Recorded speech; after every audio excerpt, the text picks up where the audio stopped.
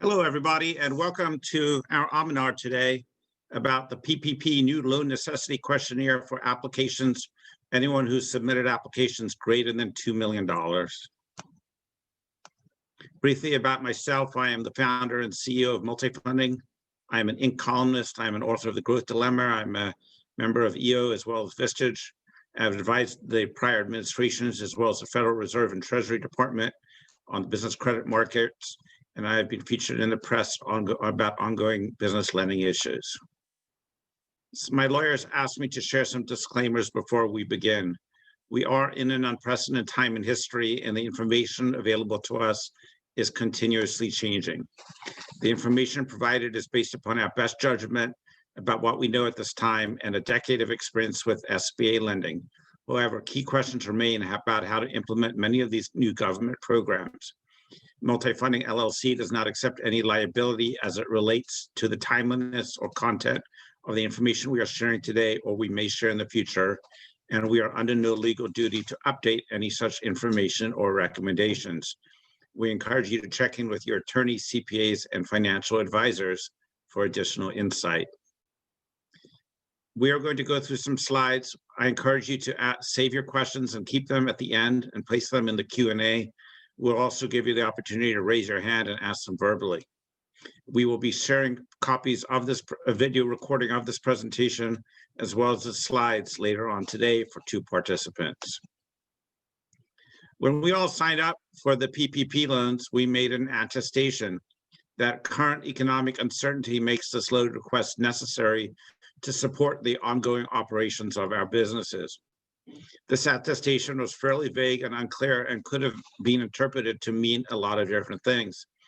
Now, for those who applied for $2 million or more, which is, we believe, approximately 50,000 businesses, the SBA is coming out and asking for a lot more detailed clarification to justify your attestation. We're going to go through that today and explain to you what is necessary and required for you to fill out. What might all this mean? This is fairly new. It's just out for the last few days, and people don't 100% sure. A couple of comments from the web. They want to determine if you had an adequate basis to justify your attestation. They want to make sure there was no fraud. They want to make sure that current economic uncertainty meant what it meant, although that's quite vague.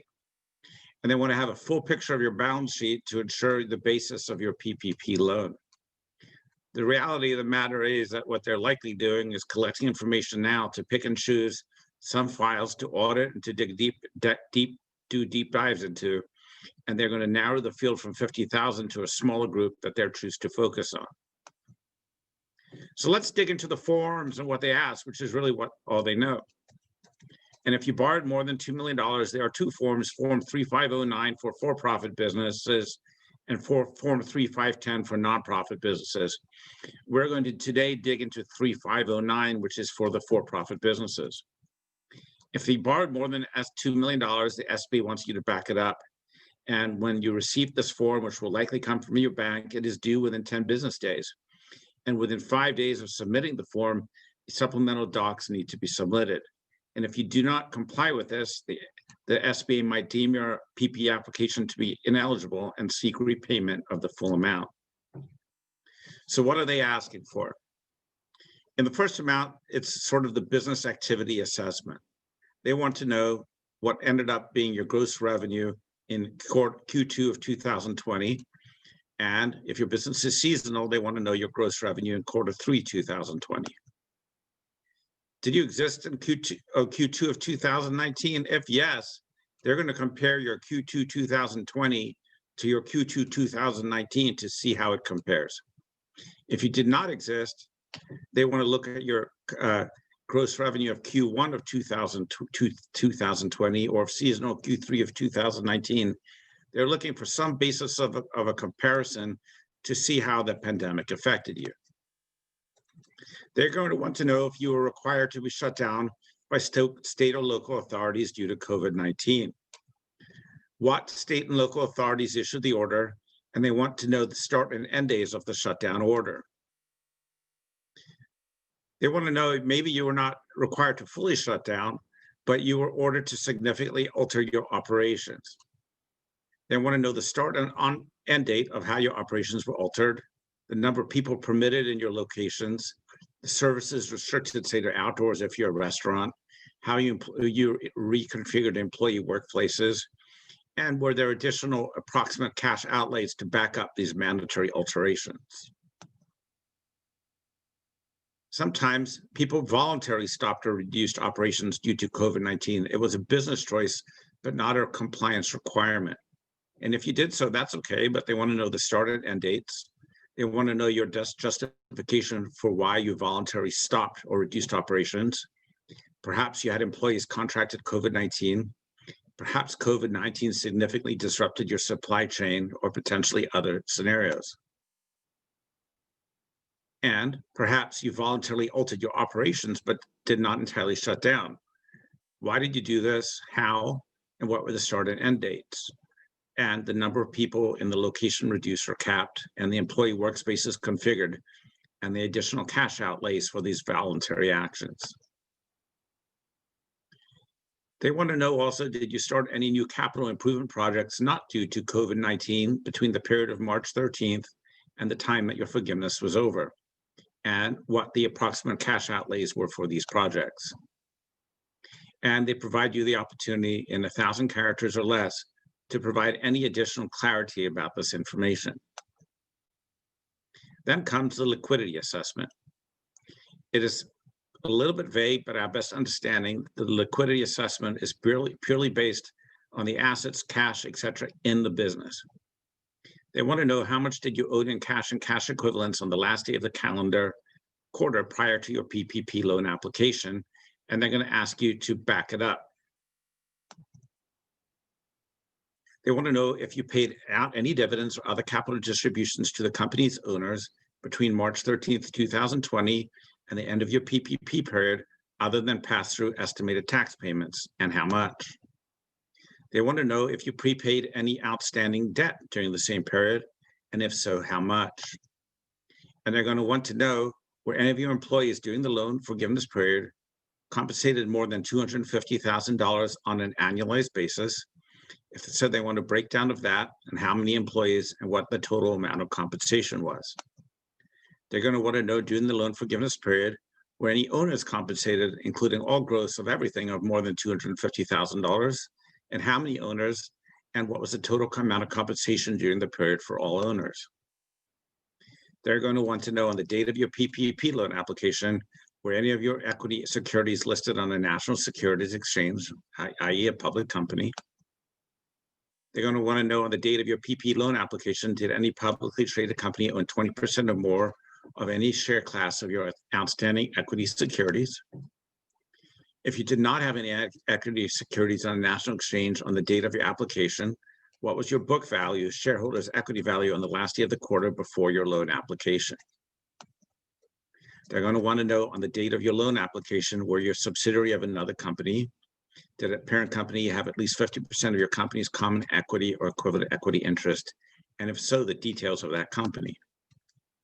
They're going to want to know on the date of your loan application, was 20% or more of any class of your company's outstanding equity securities owned by a private equity firm, venture capital firm, or hedge fund? On the date of your application, were you an affiliate or subsidiary of a foreign state-owned enterprise, at least 50% owned by a foreign state, or of a department, agency, or instrumentally of a foreign state? And they're going to want to know, did you receive any funds from any other CARES Program Act, including the EIDL, Main Street Program, or any other tax benefits? And they want to know a detailed explanation of that. And they provide, like they do in the first section, the opportunity to provide any additional comments you want to make on questions in this section. You will be required to certify that you have the authority to sign this attestation on behalf of your company. The information is true and correct, and that your understanding that making false statements is punishable by law. Should you get a legal opinion to back all this up? A lot of lawyers are advocating that you should, and that's really up to you. We're not a lawyer. We have provided a link, and we'll share this in the slides for Form 3509, which is the detailed form that your banks will be providing to you. And now we are happy to open up the floor to any questions. please feel free to put them in the Q&A, or you can certainly raise your hand in the chat and we'll try to answer them. Hannah will take the questions as we go. Thank you, Ami. Almost all of these questions coming now rather than the beginning is likely that wouldn't stand up in court, correct? So Lonnie, I'm not a lawyer. I would assume so, but at the same time, my opinion is that they will take some of these cases, a percentage of them, and try to make examples of them. Our business has two divisions that we deemed critical operations and needed to continue. Our print operation changed over to create masks and face shields, but our everyday business for print operations dried up. Our AV tech business, even though essential for the Zoom licensing, that we are unable to perform actual construction of Zoom rooms because many businesses were shut down. Is this explanation sufficient enough to explain how our company was significantly impacted? Well, I can't answer if it's going to be sufficient or not, but I can recommend that you provide details of that information in your answer. We received PPP funds for each of our three entities. They were filed and received separately. Do we have some common ownership? How do we determine if we're required to file forgiveness for the combined? It's a good question that I suspect some clarity will come out on over the next days or weeks, but that is a question I would push your CPA or attorney to get clarification on. Will this form apply to affiliated groups that receive more than 2 million collectively? So Tara, my interpretation, which could be wrong based on the information we have, is that that's likely not. But again, I would check in with your CPA or attorney for clarification on that. Can you define what documentation of state and local ordinance that led to the closure will be sufficient? Just a copy of those public declarations? I would think a copy would be perfectly sufficient. There's a question in the chat. No questions related to YOY or P&L performance other than just revenue? That's what it seems to say, Derek.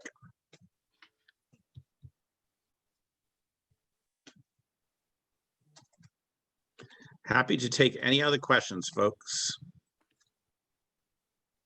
Feel free to put them in the chat. If you would rather ask your questions verbally, feel free to raise your hand. That's okay. Our company was owned over 50% by PE at the time of the loan, but they were bought out by a deep discount by a management team using non-company funds in May. The funds were received April 17th. The PE company had no funds to provide the company with, and we were the only company in the pool. Do you think that this will be a red flag? Yeah, I don't know what's going to be a red flag or not, because I don't think anyone can rightfully answer that. I think you just have to supply the information as 100% honestly in a forthright manner and wait to see what comes back. We had built up some equity in our company for purchasing property and moving, etc., as well as cash for a buy and sell agreement with our stockholders, so we would not have to get into debt and move to satisfy the buy-sell agreement. Are these good reasons for having liquid assets and not using those funds and borrowing the money? Again, I don't think you did anything. I don't know what is a good reason or not a good reason. I don't think anyone knows the answer to that. I think you need to explain clearly what happened and what you did, and then you have to wait. I don't have a crystal ball or to tell you unfortunately, how any of this is going to be interpreted. It is my understanding we can get credit for employees we laid off, then offer them their jobs back, but they decline the offer. How do those situations work in the forgiveness calculation? Yeah, specific questions like that, I'm going to refer you to your CPA. I'm not a CPA, I'm a loan person. And so we're doing these as a public service, but I wanted to provide clarity here about the new reporting requirements. But those questions, I would encourage you to go to your CPA for. Are audited financials required for the data requested, or are internal preliminary sources sufficient? I believe that internal preliminary sources will be sufficient because they can't expect that people have audited financials in time. Eric is thanking you, and a new rule appears to allow requesting forgiveness for more than the loan amount. For example, extending from the 8 weeks to the 24 weeks to increase expenses, even though full-time employees were reduced. With the reduction Eric, penalty. I'm gonna cut you off, Hannah, there. Again, I'm not gonna, I don't consider myself to be an expert in the nuances of these specific PPP forgiveness questions about number of employees or 8 weeks or 24 weeks or reductions of FTE, et cetera. So I'm going to encourage you to go to your CPA and get clarification on those questions. If we have common ownership of two companies that both received PPP loans, one was greater than 2 million, will we have to respond to the questionnaire for each company separately, or will one with the less than 2 million, greater than 2 million? I think you only have to do it for the one greater than $2 million. Now they might come back at you and ask for more clarification about the other company, but I think if that was in my shoes, I'd answer for the one with more than $2 million.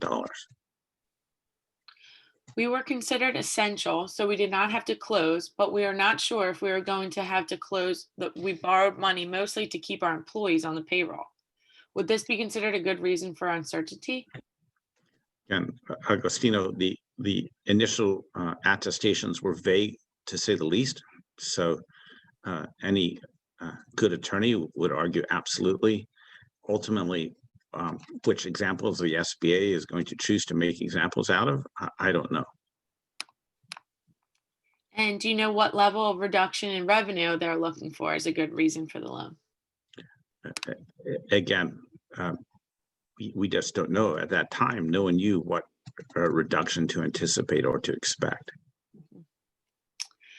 We submitted the forgiveness application in September. Will we be still required to complete this form? I believe you will be.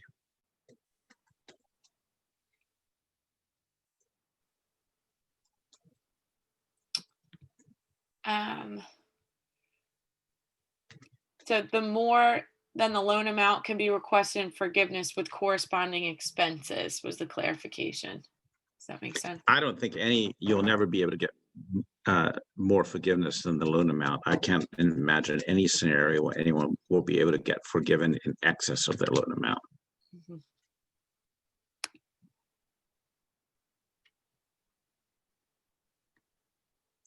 Happy to take any other questions, folks.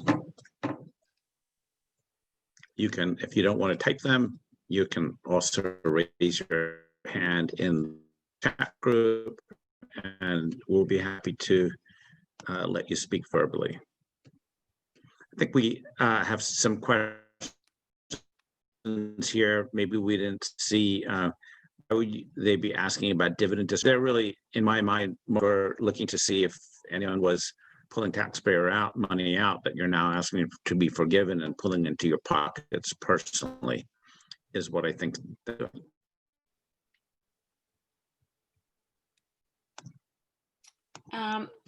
Yes, we will be sending out a copy of our slides later this afternoon.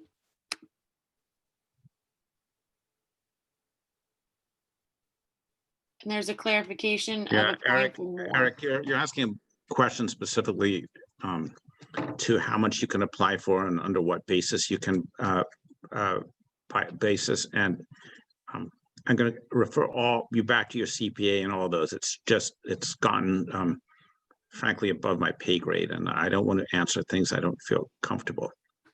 Go ahead, Hannah, sorry. Do we have any idea on timing of when this form will be required? You should get them from your bank soon, and you're required to submit the answers within 10 business days and any additional information 5 days after that.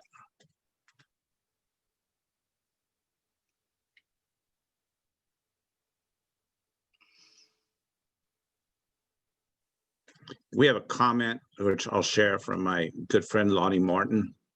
That's just kind of weird. The questions are all fair and can be answered truthfully and factually.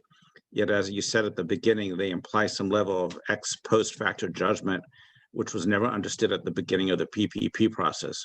Also, there's nothing the lending bank can do to evaluate the responses, only pass the answers along. Weird process.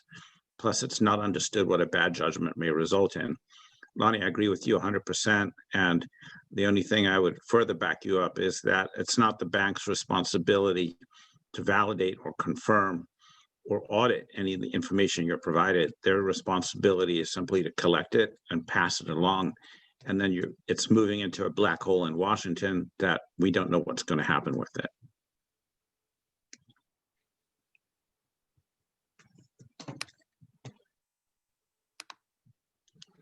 Happy to take any other comments, thoughts, questions, anything like that. Okay, we won't go ahead. We have not made any dividend payments since the beginning of the year. If we choose to make dividend payments before the end of the year, or even bonuses paid before the end of the year that have not been paid because of reduced business activity, would they be looking at transactions after the 24th week pay period under the audit? So, Agostino, the answer is we're not sure, but if you can hold off, it might be wise or prudent just to wait on making those distributions until after your PPP is completely forgiven, and then there's no questions asked.